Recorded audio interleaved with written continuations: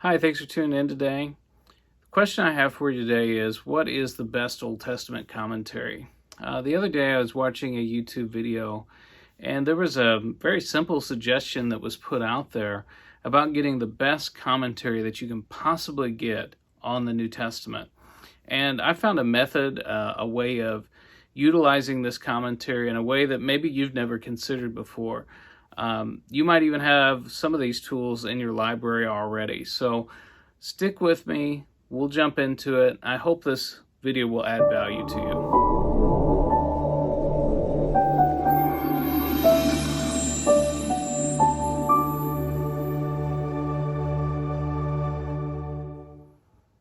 So the question is, what's the best Old Testament commentary? There's technical commentaries that are out there. There's 10-volume commentaries. There's 20-volume commentaries on the Old Testament. There's scholarly expositions of the Old Testament. Lots of things that are available out there.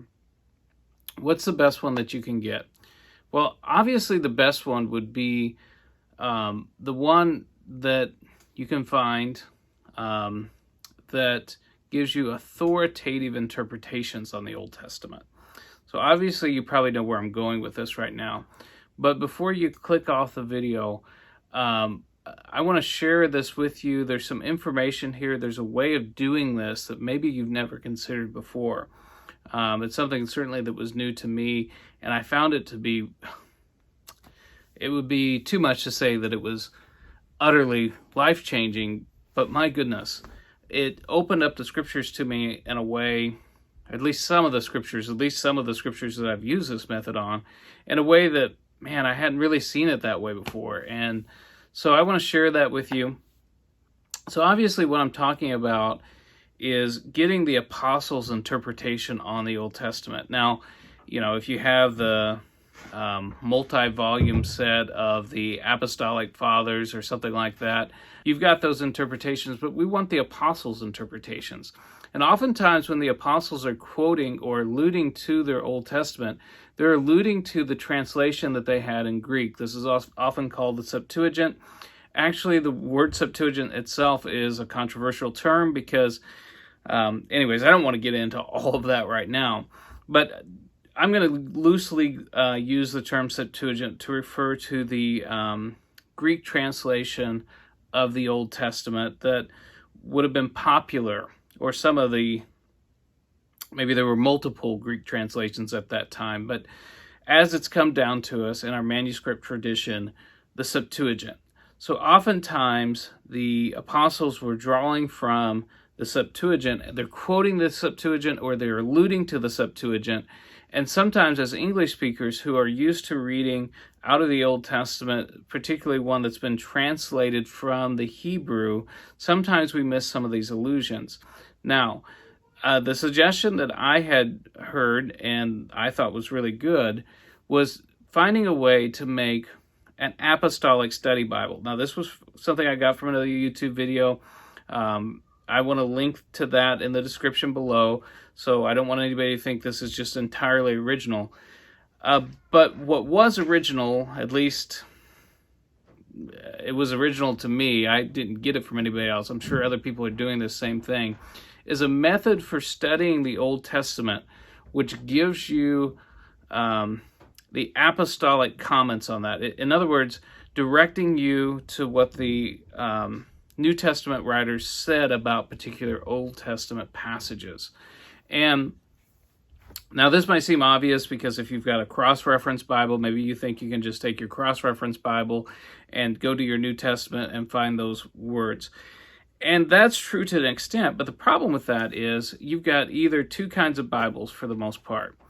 One, you'll have a kind of Bible that has very limited cross-references. And so you won't get near all of the allusions and all of the, even sometimes the quotations from the New Testament writers when they're drawing from the Old Testament. So let's say if you're studying Isaiah 60, for example. If you're studying Isaiah 60, you'll see if you've got a Bible that has some cross-references in it, if it's a limited one, it won't give you nearly all the allusions that might be drawn from in the New Testament. On the other hand, you might have a Bible that has a lot of references. And the problem there is sifting those, trying to figure out which references are actually direct allusions and which references might actually just be talking about similar content or similar makeup. Maybe it's talking about end-time events, and then it just cross-references a bunch of scriptures that talk about end-time events or something like that. Well, that's not all that useful if you're trying to get apostolic commentary on that particular verse. Now, I found a tool, and maybe you saw on the thumbnail of this video, it cost me about $9. It's been in my library for a long time. Give me just a second. I'll grab it. I'll show it to you. And you can decide for yourself if this might be something that's useful to you. Okay, so a warning to those of my viewers who, like me, are very interested in the Byzantine text type or Textus Receptus people. I'm about to show you something. As soon as you see it, don't click off the video, because I'm going to show you something about this that might be useful to you. So what I have here is the Nestle Aland 27th edition. Now I think this is in the 28th edition. I'm showing you the 27th edition. I thought I still had the sticker price on this. I got it for like $9. It was used, and I got it at a used bookstore for $9. You can get it online. If you get the 27th edition, it's pretty inexpensive. So even if you don't prefer the critical text, there's a tool back here that's really interesting. Now, obviously, you've got your cross-references, right? You've got your cross-references here along the sides. But let's say you're studying Isaiah 60, for example. What they've got, there's an appendix back here, and I thought it was really useful. Okay, so here it is. There's an addendum in the Nestle Aland text here. In fact, we'll zoom down on it so I can show you how to use this, and I think it'd be helpful to you. So let's say you're studying Genesis, and you want to know where all the quotations and allusions are in the book of Genesis in the New Testament. Well, let's say you're starting in Genesis 1. You can just start working your way down here. And according to the editors of the Nestle Aland text, now not all of these references you have to agree with, not all of them you have to think that are allusions, but I've found, based on what I've used, a lot of these are really good. Some of them are quite fascinating, and it makes you wonder, is this an accident? Is this an illusion? Is this coincidence? Are the apostles trying to give authoritative interpretations of these passages? But either way, working your way down here, some of these references will be precise fulfillments in the New Testament. So for about $9, you get a very thorough list. Now, I experimented. Maybe I can display this on the screen too. One of the difficulties is that these names are displayed in Latin, so that might cause a little difficulties. But one of the things I noticed is that I was studying the book of Zechariah, and I was trying to figure out, how many times the New Testament writers referred to the book of Zechariah, particularly in chapter 14. And I was able to go here and look at some of these either allusions or direct references. But what was interesting when I looked, there's one site that if you look for something like this online, that's done by, I think, Crossway. And like I said, maybe I can display that for you. It only gives you, like 10 or 12 references for the New Testament referring to the book of Zechariah. But this gives you lots of them. Now, let me show you something I was doing the other day. I was studying Isaiah chapter 60,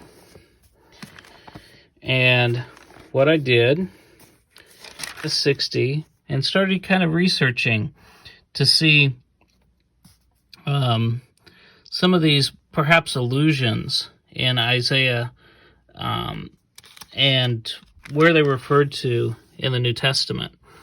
And some of these are direct, some of these are more direct than others. Some of these are just loose allusions. One thing I thought was really interesting, and it doesn't matter to me what you do with this, but something I'd never noticed before, where it's talking about Israel and her future.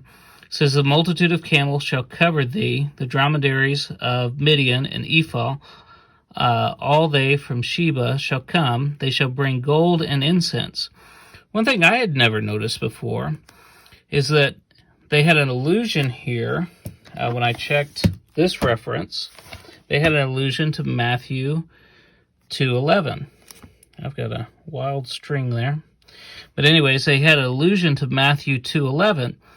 And what I did is I got out my Greek New Testament in the Septuagint, and in my Greek New Testament, there were an exact wording parallel.